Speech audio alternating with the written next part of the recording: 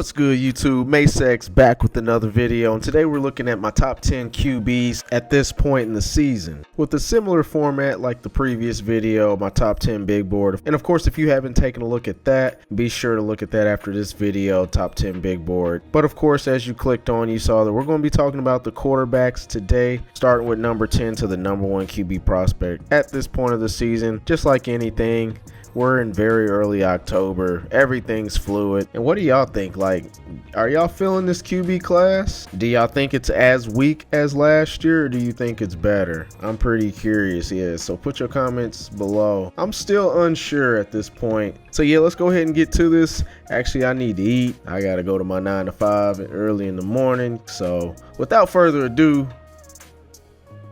let's get to it.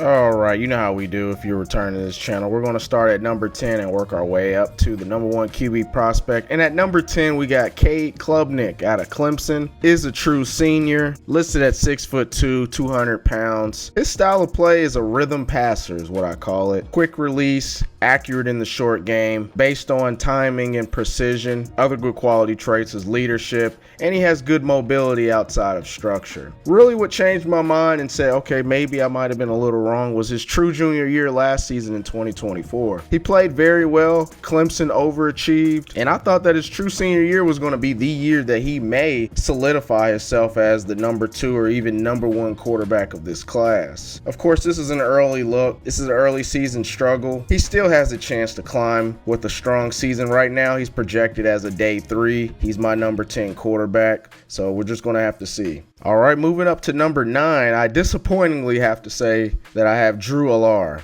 out of Penn State. True senior, listed at 6'5", 242 pounds. And a quarterback of this size, over 240 pounds. His style, big arm pocket passer is what I label him as.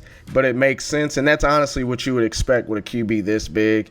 The prototype size, cannon arm, and he has the talent to attack all 3 levels, and he has improved his touch over the last few years. And what's holding him back, and why even this year his stock is pretty much unanimously dropping and tanking, is his decision making. It still feels like he's slow to process. He still can't read defenses. Even in his true senior year, he can't read college defenses, in my opinion, and that's why he holds the ball way too long. His footwork continues to be inconsistent, though improved. Now with his size and his highs, because he's had a lot of highs in his college career, which is why this year he was looked at as a top 3, top 4 at the worst. But he has a lot of potential. He still has a high ceiling.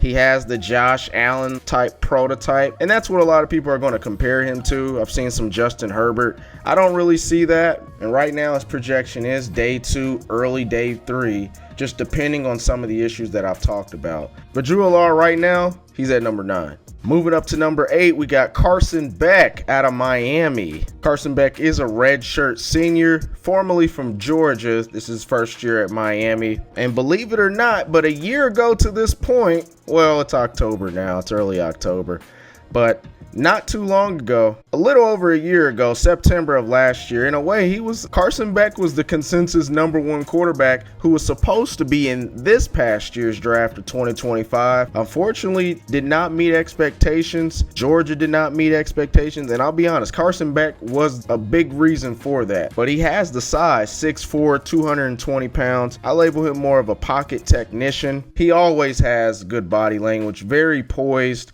has a very stoic look, regardless if he just threw 2 interceptions in the half. He still has that face that doesn't let you feel that he's rattled, and I really like that. And that means a lot, honestly, in your quarterback. He is accurate. I do feel that he reads the field well, and honestly, Carson Beck is not going to create anything off script. He's average athleticism, and he's not really anybody that's going to give you an explosive offense. And I do worry about that at Georgia. This year at Miami, there's just no explosive plays. And he doesn't really play very well in the big games, and that's a lot of my worry. I see a lot of mock boards as a day 2, so I may be a little bit lower than consensus. And that's not a problem because I do understand he does have the talent. But for right now, I got him at number 8 because I need to see a little bit more, especially from a guy that's a redshirt senior. All right, my number 7 quarterback is Garrett Nussmeier out of LSU. Garrett Nussmeier is a redshirt senior, sat behind Jaden Daniels for a long time.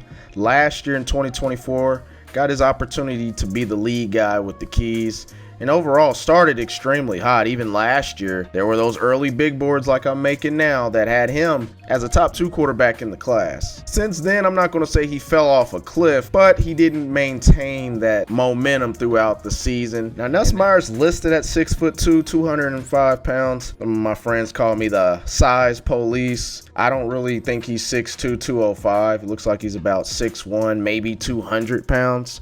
But his style is gunslinging, and that's what you like about him. He's really fun to watch, and he was one of my favorite quarterbacks even last year when he was in a few of my videos. I love quarterbacks that are confident throwers. He's fearless in tight windows, and he also has elite arm angles and can lead explosive passing offense, contrary to the last quarterback that I just talked about. He has like a Jameis Winston type of play style, and I think he is a day 2 quarterback if he limits mistakes, because he's very turnover prone at times, and he needs more command and structured systems, I honestly feel. And with his lack of mobility, his arm essentially is all he has. He has a pretty good deep ball, but it's not an elite deep ball, and he's not really a mobile quarterback. So I believe for some of those reasons, that's what caps his ceiling. I think he'd make a really good backup QB at the next level, but I don't see him as a consistent day 1 starter in the NFL. All right, moving up to number 6, we got Arch Manning out of Texas. Manning is a redshirt junior, listed at 6'4", 215 pounds. And now I know there's going to be a decent amount of you that think I'm tripping with this. Arch Manning honestly does have a strong possibility of not even entering in the 2026 class. And for a good reason, because his lowlights this season have been extremely lowlights. But social media is just going to highlight on the Ohio State game where he struggled in his first real start of his career, and then cherry pick a few plays here and there throughout the rest of the season to this point that show the weird arm angles and the really bad inaccurate throws. I'm not really sure what's going on with his arm angle. They never announced any rotator cuff injury before the season, but he's playing a lot different than he was playing last year with less experience. But Arch Manning still overall in this year, it's not as bad as what the social media is making it out to be. I mean, when I watch him, the footwork's still clean. He has that strong pedigree. He is a Manning. He does have a natural pocket presence, and I do feel that he has solid or above average arm strength. Not elite, but it is above average. He can push the ball better than your average quarterback. As mentioned, he's a redshirt sophomore, only has a handful of games under his belt even at this point. So he's still proving his ability under what I call live bullets. And Ohio State was his first test against a really elite defense, and I don't think that people really kept that in context of how good Ohio State is. Yeah, he's had other moments in inferior competition as well, but even PFF still gives him a grade of 83.6 at the time I'm recording this video. But Manning is a long-term project with an extremely high ceiling. Arch Manning still has the highest ceiling of any quarterback in this class right now. And with the family IQ and lineage, I'm still confident that Arch Manning will get it together as the season progresses. A lot of this looks like it's mental. Once he gets that swagger and confidence that he played with a lot more last season, I think that Arch Manning is going to continue to climb up the ranks. But I think if he gets that swagger back, that confidence that I saw him play a lot with last year in the limited snaps that he did have, I no doubt think that Arch Manning is one of the better quarterbacks of this class. But for right now, I got to put him at number 6. All right, we're moving into the top 5 now, and we got Ty Simpson out of Alabama as a true junior, listed at 6'2", 205 pounds. Ty Simpson is a dual threat quarterback. He's played rotationally up until this point of 2025, and so far this early in the season, he's really turning a lot of heads, and he's moving his way up and up the list on big boards. He's a twitchy athlete, live arm, and he excels on design QB runs and play action. He's somebody you want to get moving and allow him to process one side of the field. And I say that because that is a weakness, processing the entire field, moving off of the first read. He has slow processing speed. This is his first year as the guy. I do expect that to improve. Accuracy, consistency isn't always there, but once again, I expect that to improve because he's playing better and better each year. The game against Georgia, he was phenomenal. You need your quarterback to be a leader. That was a question that I had going into this season. Is he going to lead a team with the pressure and prestige of Alabama? and I think that he earned his locker room's true respect after that Georgia game. Now, he's in my top 5 because the NFL's moving towards dual threat quarterbacks. A quarterback that can kill you with his arm, but also is going to keep defensive coordinators up at night because they know that he can move around in the pocket and also run for first downs when the play's not there in the pass. So far he's a project piece like Arch Manning, but has proved way more production than Arch Manning while being the same age as Arch Manning. So that's why Ty Simpson right now is in my top 5, but he definitely has room to move up. All right, at number 4 we got John Mateer. He's a redshirt junior, formerly of Washington State. He's now the captain and leader at Oklahoma. Listed at 6'1", 205 pounds. I have him listed as a mobile field general because he is athletic enough to extend plays. He's also very fluid and has a remarkable suddenness as a runner. Last year, according to Draft Buzz, he forced 55 missed tackles, and he's made some defenders look silly in space. Now, he's in my top 4 because he has excellent velocity on his deep throws, especially when he's rolling to his right. Really good out of play action. He has significant zip without appearing to strain. Now, to me, he demonstrates impressive arm talent with easy velocity on his deep throws, particularly when he's rolling right. I got him in the top 4. A big reason is because to me, he shows advanced processing speed pre-snap. I see him quickly identify leverage advantages, and he consistently exploits matchups against linebackers with precision throws. Really patient in the pocket, athletic enough to move away from pressure and escape from defenders. I like his anticipation on intermediate routes. Now, he occasionally displays inconsistent ball placements, especially on short throws, and at the next level, you gotta hit those because explosive plays are a lot more limited at the next level. At times, holds the ball too long, especially against disguised coverages. He can get tricked, and that also results in avoidable pressures and forces him to rely on athleticism as a bailout. Now, Mateer to me projects as a potential high-value quarterback for the 2026 class if he continues to develop on this current trajectory. Honestly, to me, Mateer, I see Cam Ward, who coincidentally both quarterbacks were developed under Ben Arbuckle at Washington State before they made their jump. So there's a lot of similarities there. He doesn't have Cam Ward's polish or cannon-like arm as a pure pocket passer, and that's pretty much what's holding him back from being number 1 or number 2 like Cam Ward was when he came out of college.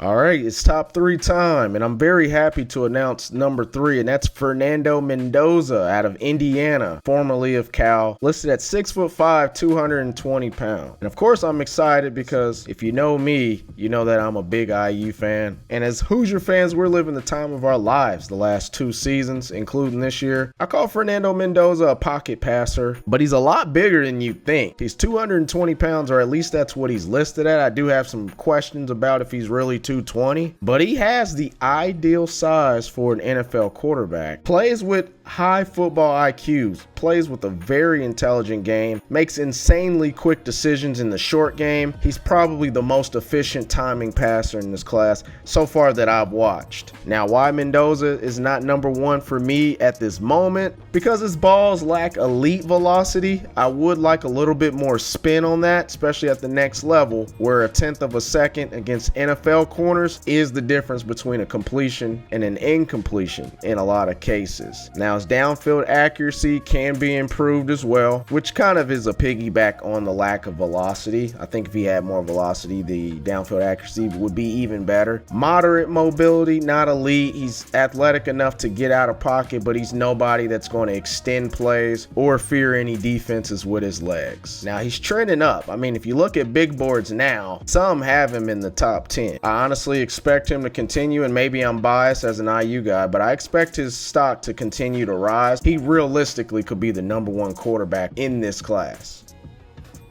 All right, number 2, Dante Moore out of Oregon. Listed at 6'3", 210 pounds. I have him labeled as a pure passer.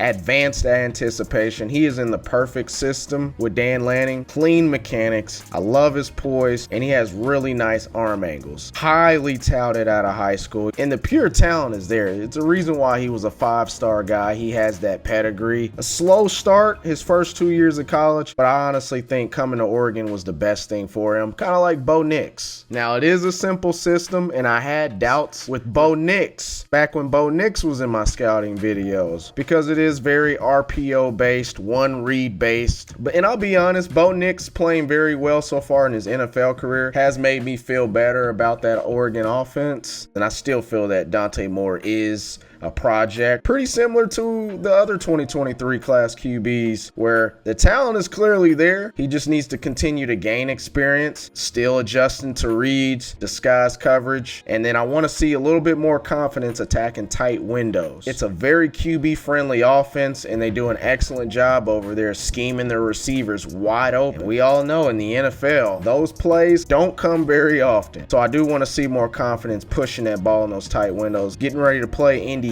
So, I mean, I'm not going to lie. I do hope that he struggles there. But on a serious note, if he continues to play well, gain confidence, honestly, there's no reason why Dante Moore isn't the #1 pick next year. All right, my #1 QB for the class is none other than Lenoris Sellers, who's a redshirt sophomore out of South Carolina, listed at 6'3", 240 pounds. Right now, I think is the #1 quarterback. So much ceiling, so much talent. Burst into the scenes last year as a redshirt freshman and turned a lot of heads and has had a lot of hype coming into this season. I'd say overall so far it's been rather underwhelming, but still nonetheless, you can't ignore the size. He has Anthony Richardson type size combined with Anthony Richardson like speed. I call him a dual threat power runner. He's somebody that you can run QB dive or tush pushes. Very strong, big arm talent, the most explosive athlete in this class, possibly one of the most explosive players in the class. Strong lower body, strong legs, dangerous in the RPO game, and he's going to be a red zone weapon. As I mentioned before, he's a power runner, over 240 pounds. Now, pocket consistency, touch throws, needs to speed up his reads, but the Anthony Richardson, Cam Newton comparisons are going to be there. Him and Arch Manning, to me, do have the highest ceilings in this entire class. The Anthony Richardson comparisons, as I mentioned earlier, are going to be there, but I feel he's way farther ahead than what Anthony Richardson ever was coming out of Florida, and he has a lot more experience and a lot more production than Anthony Richardson. And all right, there you have it. These are my top 10 quarterbacks for the 2026 draft class. As we know, it's early in the season. This is definitely going to change, but this is what it looks like right now. And if you made it this far in the video, I deeply appreciate it. And if you're new and haven't already, don't forget to click the subscribe button. That way you can be notified of videos in the future if you're returning. I definitely appreciate the support, especially from my OGs who have been there from day one. We're on the road to 2K, and we're going to get there. And with the support that you guys have, I have no doubt that it's realistic. Comment some of your QBs. Also, let me know, like I mentioned in the very beginning, are you a fan of this QB class? Does it have potential? Is it worse than last year? What are your early thoughts? Other than that, I'll see y'all in the next video, and y'all have a good one.